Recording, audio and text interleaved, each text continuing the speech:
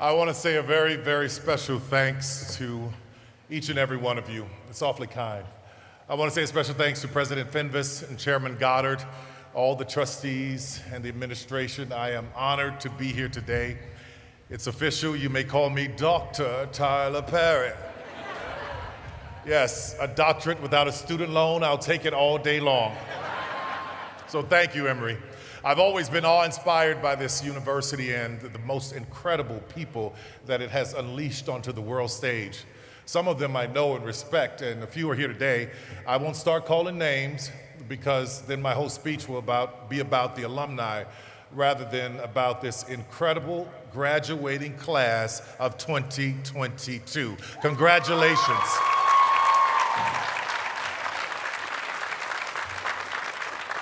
I gotta say, I'm so happy for you. I'm so proud of you. You did it. What I'm excited about is this time that you were born into. You were able to get things really quickly because you were born into the time of the internet, a time where everything you need is right there on your phone. If you want food, you press a few buttons and it shows up. If you want directions, you press a few buttons and there it is. If you want information, you press a few buttons and there it is. If you want a date, I'm sure you don't do that here at Emory, but if you did, you could. But it's great. That's why I'm so excited for you. You don't have to wait for anything. It's all right there at your fingertips. It's fast, it's instant, it's right now. But in all honesty, that makes me, it makes me worry for you. Makes me a bit sad for you. Now, before you before you hashtag and cancel me, let me tell you what I mean. I feel sad for you because you don't know what it's like to have to get into your car, go to a gas station and buy this thing we used to call a map.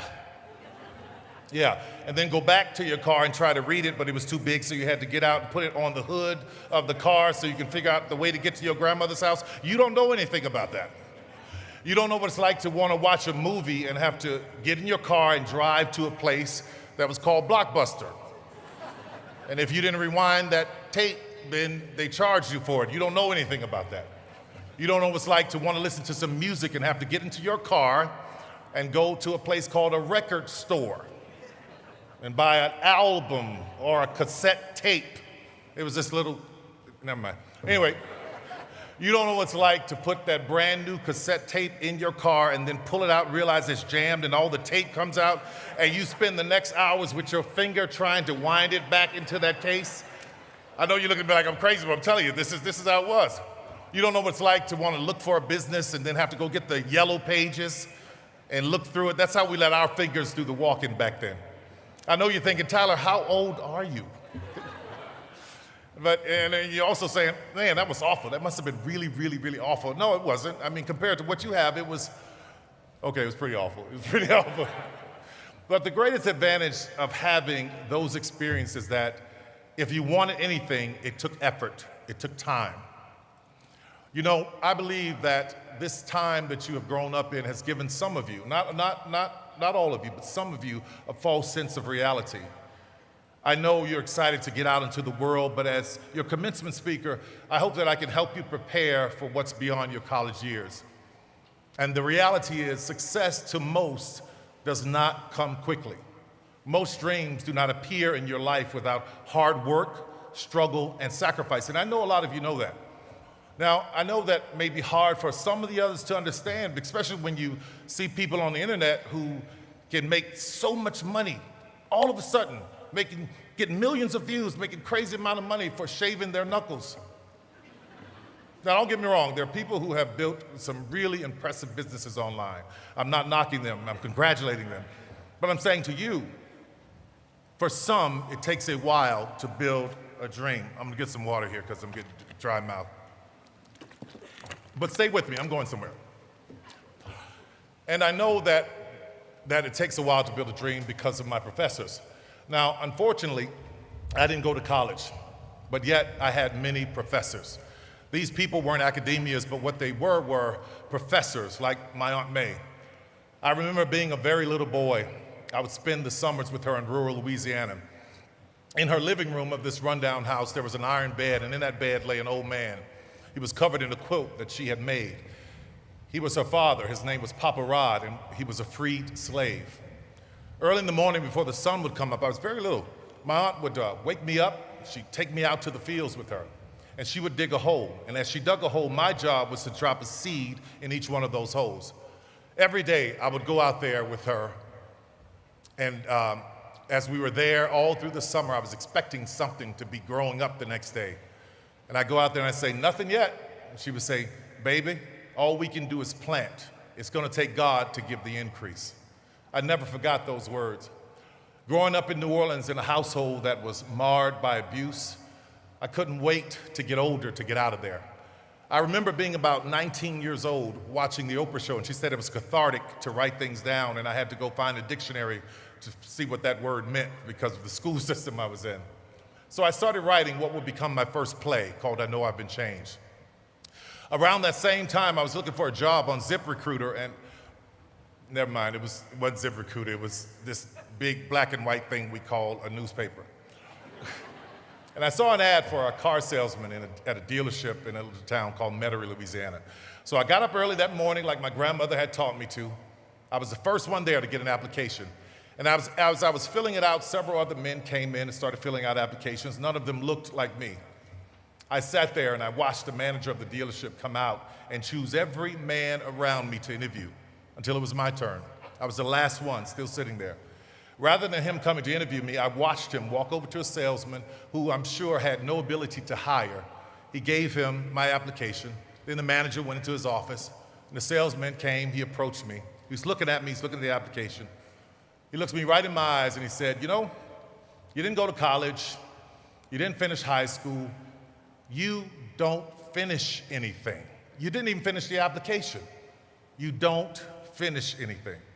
Needless to say, I didn't get that job, and thank God, because something happened right after that would change my life.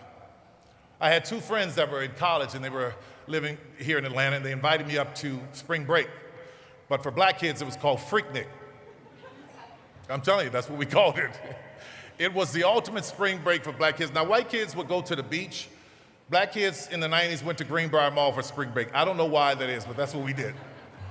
But while the other kids were partying and having fun, I was exposed to something that would change my life.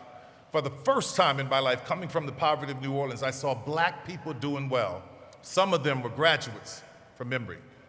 I was so inspired that I moved here and I made Atlanta my home. Here, I was going to try and build my dream. I got jobs, I saved money. I saved enough money to rent the 14th Street Playhouse to put on my first play. I was expecting 1,200 people to come over the course of the weekend. Only 30 showed up for 6 performances. I was devastated. But out of that 30, there was someone that wanted to invest. It's like my grandmother would say, baby, there's a ram in the bush. That someone wanted to invest, so I tried it again. And guess what happened? Nothing. There was someone else in the next crowd who wanted to invest. We tried it again, and nothing. I tried that play in different parts of the country, and still nothing. For 7 years of trying over and over and over again. Eventually, I would end up homeless here on the streets of Atlanta, sleeping in a car that I was hiding from the repo man. I was suicidal. I wanted to give up. But I felt something that kept calling me, something that kept pushing me forward. For me, that is what I call and believe to be God. Now listen, if you don't want me to talk about God, listen, I don't want to offend anybody, but this is my story, so God's in it, okay? So that's where it is. So if my speech bothers you, I'm sorry, just hush. So there I was, homeless, 7 years of trying to get that same show going, and I decided I was going to give up. That was it. Never going to work. I was going to do what my mother said. She told me to go and get a job at this company called South Central Bell. You know it as AT&T today. She said, Junior, get you a job making you about $300 or $400 a week, get you some benefits, and let that play go. Stop doing that. And it was around that time that I met a promoter named Dr. Primus, who was also one of my professors. He wanted to invest in doing the play one more time, and I finally relented to do it. But I found out that he didn't have the money to pay for the advertising, and yet I was hearing it advertised all over the city. I said, how is that happening? He said, son, I have relationships, and they trust me to pay them when I get the money. We did that show, and it sold out. March 12th, 1998, at the Tabernacle. Then went on to the Fox Theater on Peachtree and sold out 2 more shows. My dream had arrived. It showed up when I was about to give up on everything. I often think about where would I be had I walked away at that moment. But in that success, I realized something. All of the people in my life who had said all these things to me, they had told me what I could not be, but no one had told me what I could be. It was right then and there that I decided that I was going to dig in and seize the moment. Whatever was happening, I was going to do it. I went out on tour, and me, myself, on stage, performing hundreds of performances a year. Then I went on to television and movies. Today, I have a catalog of over 2,000 hours of shows. I've done 24 movies, many of them opening #1 at the box office. I own a studio where thousands of people come to work every day. Many of them would have never gotten a shot to be in this business. All of that to say, I know a thing or two about how long it takes to build a dream. I heard a saying once that if you do what you love, you'll never work a day in your life. I'm sure you've heard that. But I want to challenge that, because if you do what you love, you will work harder than you ever have worked and harder than you could ever imagine. Your dreams will call for that kind of commitment. It took an insane work ethic for me to get here. It took time and commitment and sacrificing. I remember recently maybe I shouldn't say this, but I want to say it.